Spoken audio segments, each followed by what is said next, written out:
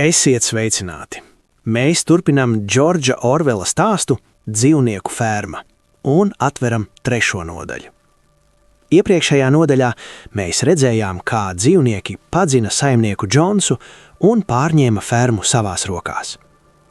Šajā nodaļā mēs uzzināsim, kā dzīvniekiem veicas ar saimniecību un vai viņi spēj paši sevi nodrošināt. Mēs redzēsim, kā viņi sāk ieviest jauno kārtību, mācās lasīt un rakstīt. Parādīsies arī pirmās atšķirības starp dzīvniekiem un sāksies runas par īpašām privilēģijām.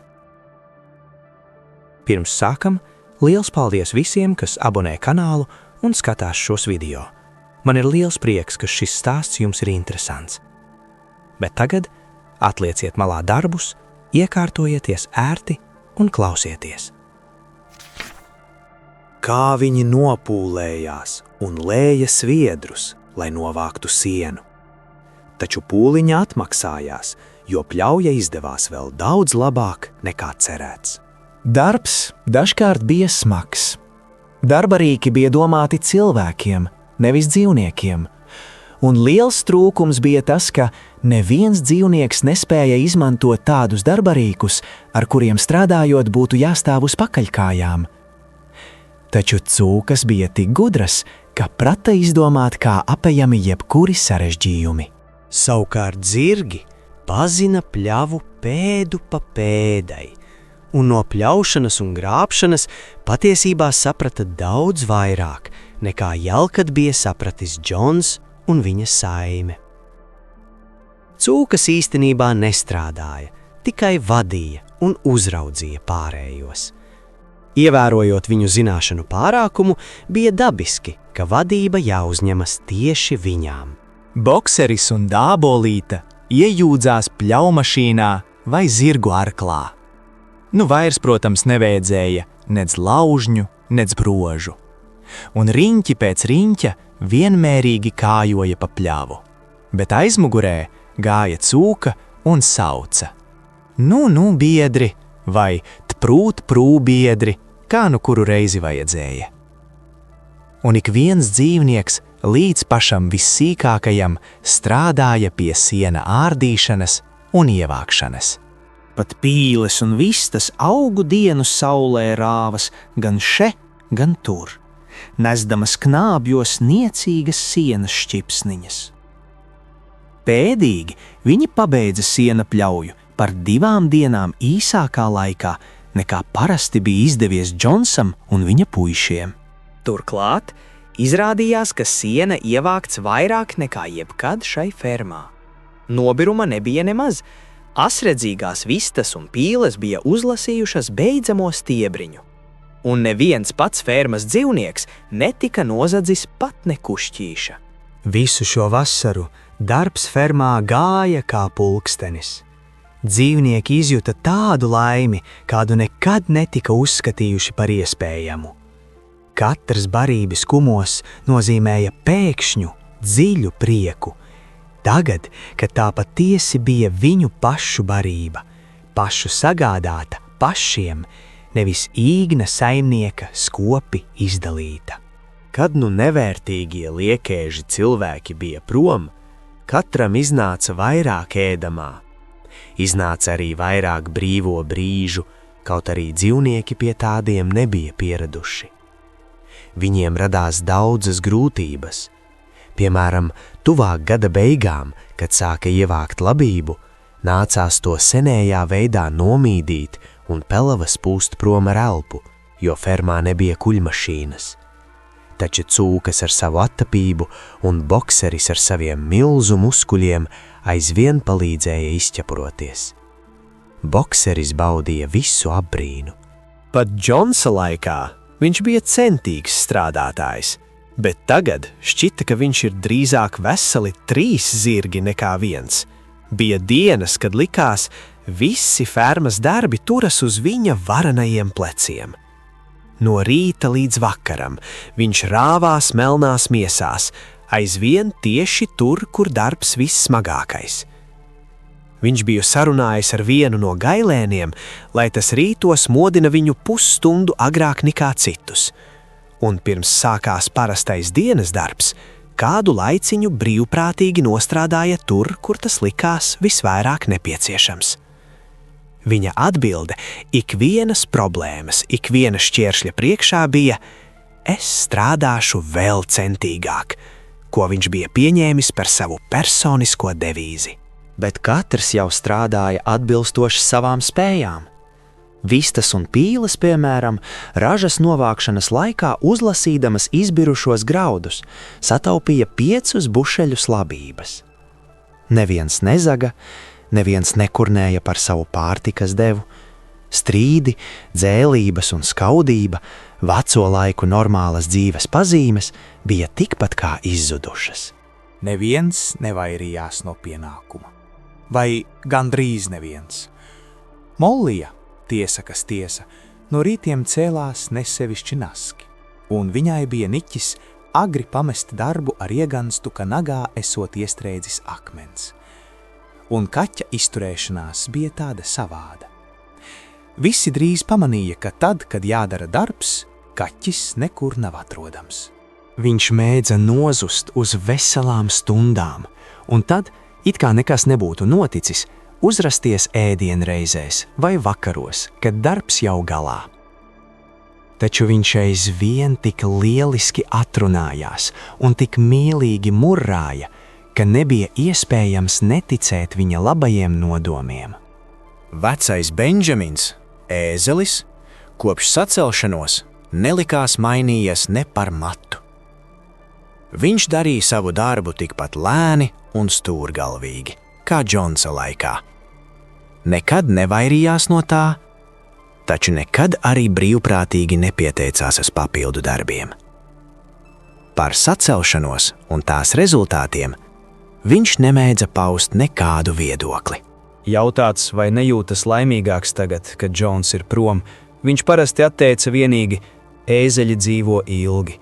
Neviens no jums nekad nav redzējis beigtu ēzeli, un pārējiem vajadzēja samierināties ar šo mīklaino atbildi. Svētdienās strādāts netika. Brokastis ēda stundu vēlāk nekā parasti, un pēc brokastīm notika ceremonija, kuru ievēroja katru nedēļu bez izņēmuma. Vispirms tika uzvilkts karogs.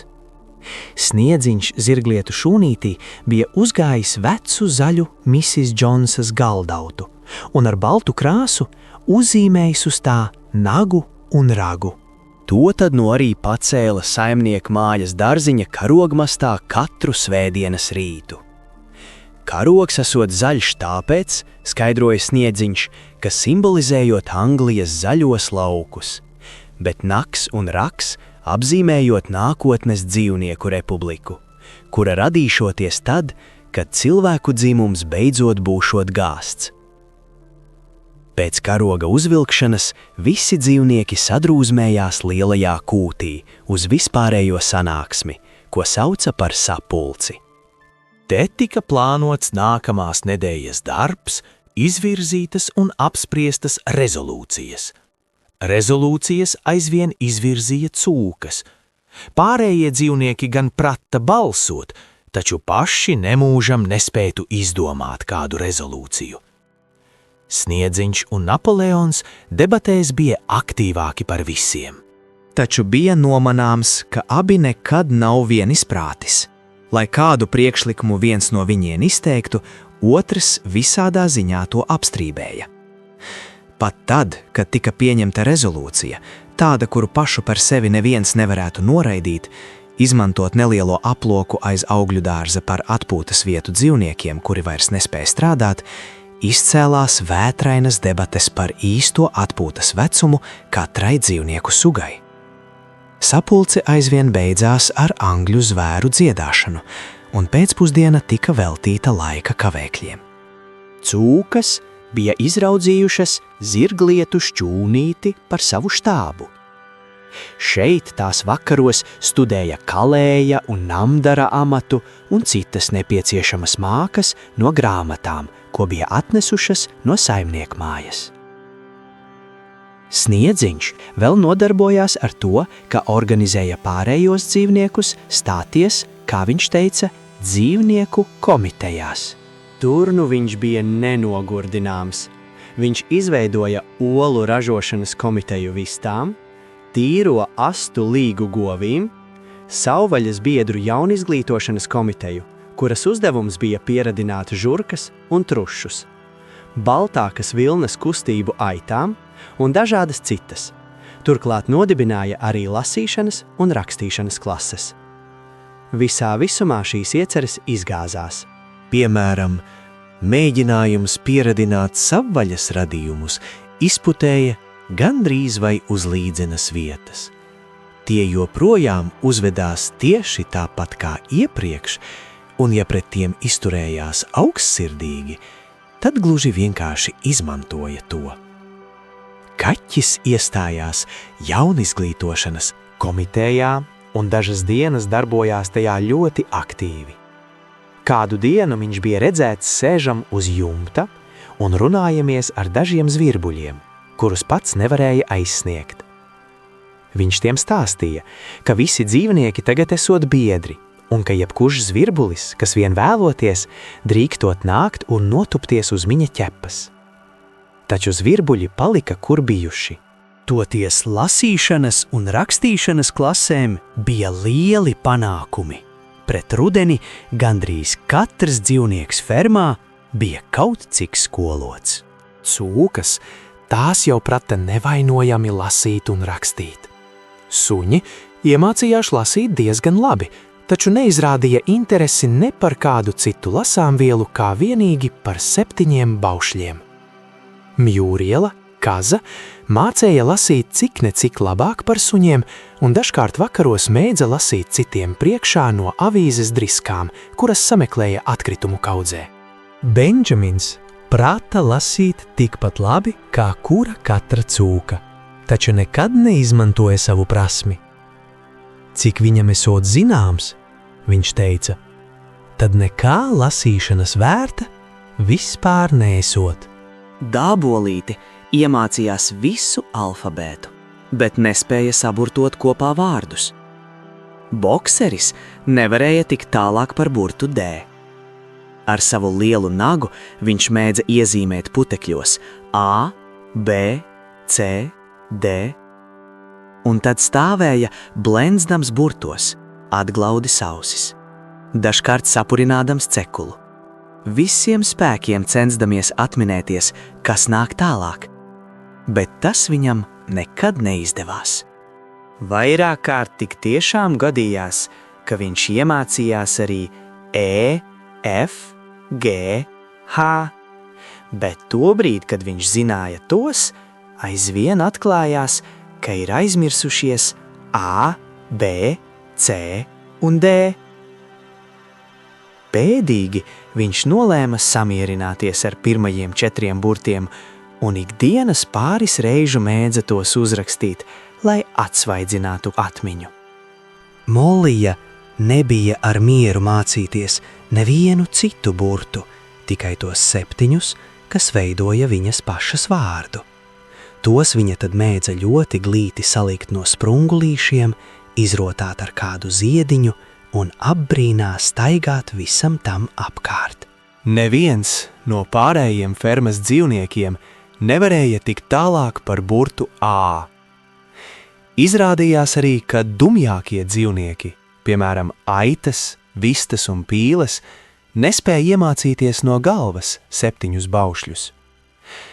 Pēc ilgām pārdomām Sniedziņš paziņoja, ka ar 7 baušļus šai nolūkā varētu saīsināt līdz 1 maksimai, proti 4 kājas – labi, 2 kājas – slikti. Tas, kā viņš teica, saturot dzīvnieciskuma svarīgāko principu, kurš to pilnībā aptveršot, tas būšot pasargāts no cilvēciskām ietekmēm. Putni sākumā turējās preti, jo viņiem šķīta, ka pašiem arī ir 2 kājas, taču Sniedziņš viņiem pierādīja, ka tā nav. Putna spārns, biedri, viņš teica, ir orgāns, kas paredzēts virzībai uz priekšu, nevis manipulācijām. Tādēļ to varētu uzskatīt arī par kāju.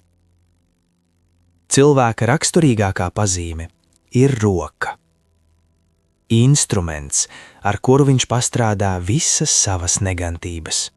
Putni nesaprata Sniedziņa garos vārdus, taču samierinājās ar viņa skaidrojumu, un visi vientiesīgākie dzīvnieki ķērās pie darba, lai iemācītos no galvas jauno maksimu.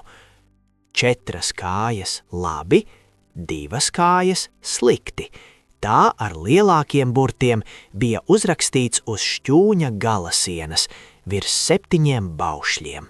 Kad no viņi bija iemācījušies to no galvas, aitām pret to radās milzīga patika, un bieži vien gulēdamas pļavā tās visas ņēmās blēt. 4 kājas labi, 2 kājas slikti, 4 kājas labi, 2 kājas slikti, un turpināja stundām ilgi, bez apnikuma. Napoleons neinteresējās par Sniedziņa komitejām. Viņš sacīja, ka jaunatnes izglītošana esot svarīgāka par visu to, ko iespējams izdarīt pieaugušo labā. Notika tā, ka Džesija un Blūbela drīz pēc sienapļaujas apbērnojās, par abām laizdamās pasaulē 9 veselīgus kucēnus. Tiklīdz tie vairs nezīda māti, Napoleons tos pievāca, teikdams, ka pats uzņemšoties atbildību par viņu izglītošanu. Viņš iekārtoja tos kūts augšā, kur varēja nokļūt vienīgi pa zirglietu šķūnīša trepēm, un turēja tādā noslēgtībā, ka pārējie fermas iemītnieki drīz vien aizmirsa kucēnus. Mīklainais jautājums par to, kur paliek piens, drīz noskaidrojās. To ikdienas iejauca cūku dzirā. Pašlaik nāca gatavi agrie āboli, un zāle augļu dārzā bija kā sēti nosēta ar vēja notrauktajiem augļiem. Dzīvnieki bija uzskatījuši par pašsaprotamu, ka tie tiks sadalīti vienlīdzīgi. Tomēr kādu dienu tika izdota pavēle, ka visi kritušie āboli jāsavāc un jānogādā zirglietu šķūnītī cūku vajadzībām. Te nu daži no pārējiem dzīvniekiem pakurnēja, taču veltīgi. Visas cūkas šai jautājumā bija pilnīgi vienisprātis, pats Sniedziņš un Napoleons. Kviecēju aizsūtīja sniegt nepieciešamos izskaidrojumus pārējiem. Biedri, viņš sauca, ceru jūs neiedomājaties, ka mēs cūkas darām to aiz sautības un tīkojam pēc privilēģijām. Daudziem no mums piens un āboli patiesībā nemaz negaršo, kaut vai man pašam. Mūsu vienīgais mērķis, ņemot visu to sev, ir mūsu veselības saglabāšana.